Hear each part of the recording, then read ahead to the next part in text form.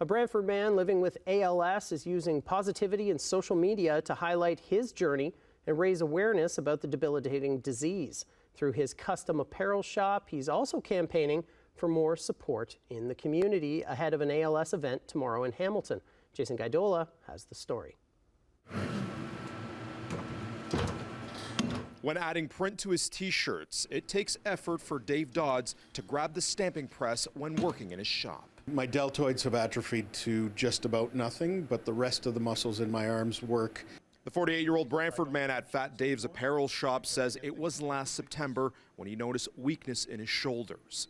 And after a series of rehab and screening tests, by March, doctors diagnosed him with Amyotrophic Lateral Sclerosis, or Lou Gehrig's disease, a motor neuron disease impacting your muscles.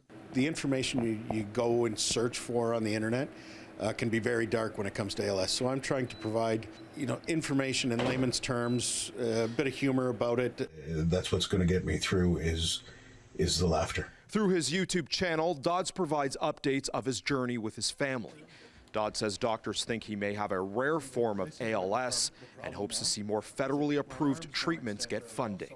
There continues to be work in that regard, understanding the physiology behind ALS or the process of the disease itself. Hamilton Health Sciences Dr. Marvin Chum says funding for new medications are currently being negotiated, and campaigns like the Ice Bucket Challenge have made a difference. And the research that was performed from those donations continues to be making ripples to this day, right? There was a new gene that was discovered directly from that money, for example. Former journalist and Niagara Health official Stephen Gallagher, who was diagnosed with ALS 4 years ago, tells CHCH News Today money was raised last week in St. Catharines.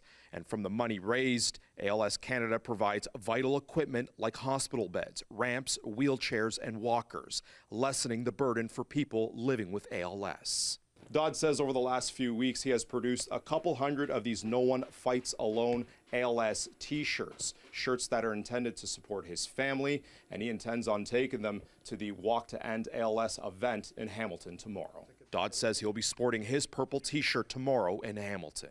The walk tomorrow for me, yes, it's ALS Canada's largest fundraiser, but to me it's more about the community support to show up. Hamilton's ALS Walk kicks off at 9 a.m. tomorrow. Jason Gaidola, CHCH News, Brantford.